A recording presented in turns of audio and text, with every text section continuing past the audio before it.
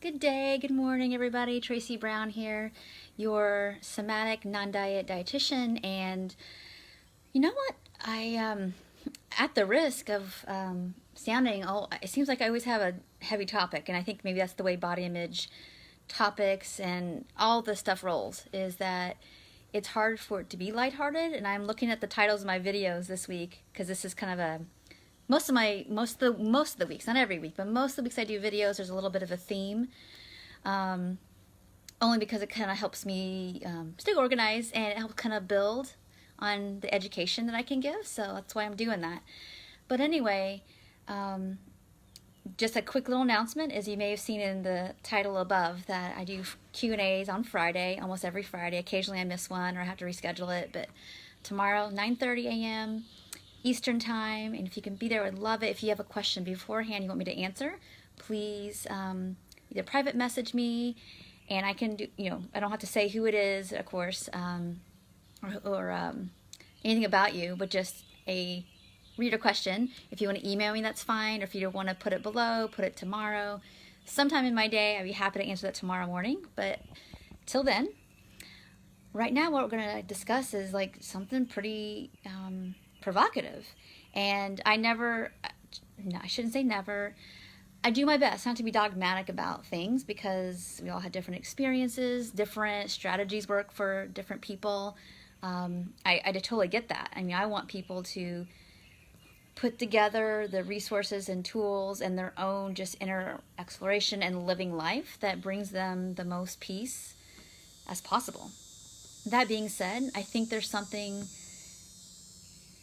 vital around the idea of counting the cost of, what does it cost you to stay with the belief that if you don't diet or overexercise or constantly watch your body, watch your food in a way that's, it's obviously restrictive for the sake of trying to manipulate your body, what's the cost? And I know a lot of my clients do that regularly, and they could know that, but they still, struggle with the actual steps. And I totally get that, and there's a good reason for that. But that's not what this video is about. This is just, can you sit this second with me, or a few minutes after this video, pen and paper, or just sit outside,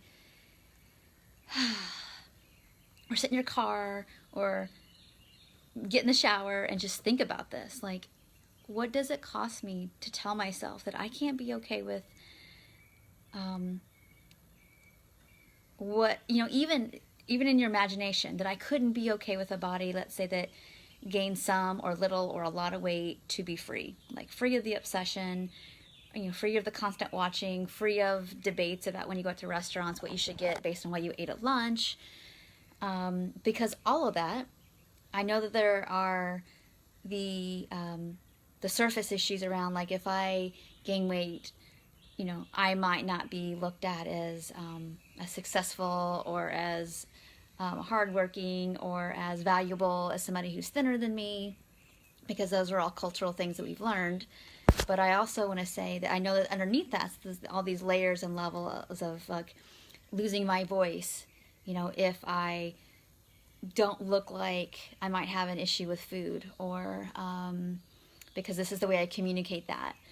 That's a huge one, I think, for people. Or I don't know what I'd like to do or who I am if I'm not counting and measuring and running and binging. And this is just what I do with my time. There's deeper levels below that. But today we're just talking about the surface. If I accepted the way my body needs to be without dieting, restricting, binging, any behaviors that are not attuned, what's the cost? And so I'll just share mine, because I don't want to betray anybody else's personal stuff.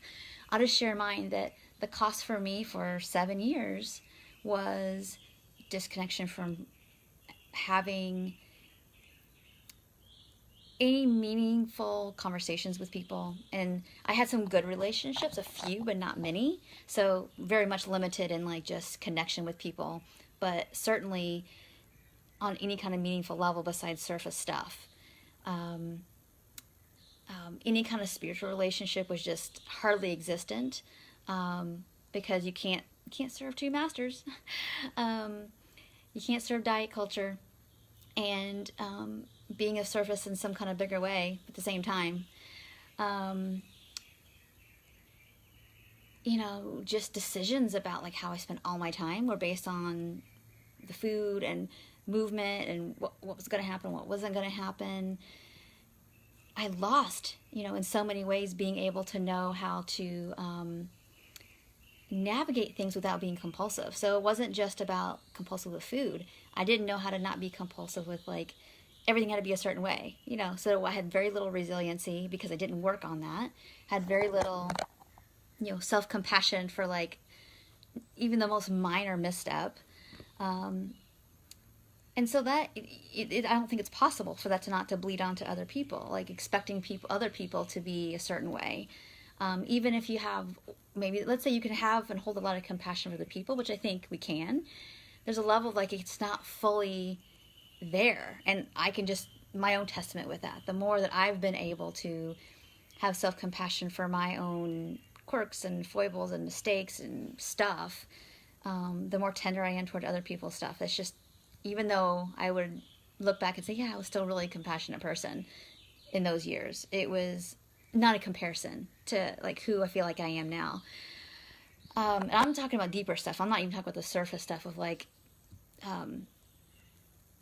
you know, making poor choices of boyfriends, because I was so lost in some of that and I couldn't listen to my own gut and inner wisdom. Just estrangement a lot from my family, or at least like I knew that they were always kind of worried about me, but never spoke about it. So I wanted to distance myself because I knew they were kind of worried, you know, that kind of stuff. And it just goes on and on and on. So I'll just share that from my perspective. Those are the cost of, I'm not saying you love a body. You don't have to even love your body that's better fed, that feels better, doesn't feel overwhelmed with too little or too much food. I'm not saying you have to love that. Our job right now is to call a truce. Am I willing enough to just listen and learn? And I don't have to love the body that my food freedom that results in right now. My job is that I can figure out how to be more whole without all the noise. And that's, you know, that's what you're asking for in exchange. What's the exchange? You know, what am I willing to have some even taste of more of those freedoms of like eating where you want, when you want, how much you want, mostly based on hunger or fullness, occasionally just for pleasure, for fun, whatever, to be able to see the true depth and beauty of all kinds of bodies, to be able to be more accepting of yourself and others, to go with the flow more, to be more resilient, more compassionate, have more capacity for discomfort.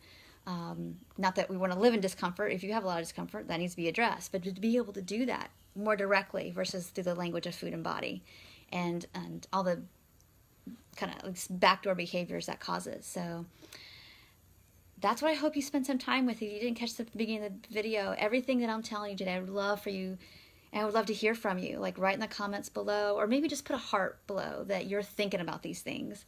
Like, yeah, I am contemplating what is the cost of not allowing my body, just calling a truce. I'm not even saying body acceptance or body peace right now. The first step in body image improvement is, can I just acknowledge this is maybe what my body needs me to do for me to be more free?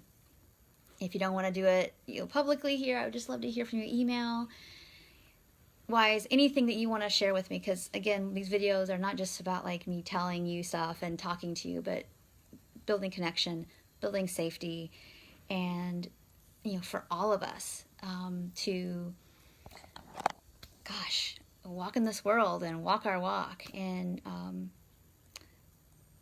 the self-compassion and other compassion and integrity that we know deep down that we are. And so I think we do that sometimes with support, and this is what these videos are for as well. So I want to hear from you. If you have any thoughts or comments, please let me know. Otherwise, I'll see you tomorrow, please, hopefully, for Friday Q&A. And if you're catching the replay, I'd love for you to put down below replay so I know like how often people are actually watching these and getting value from it. So thank you so much. Take care. Bye.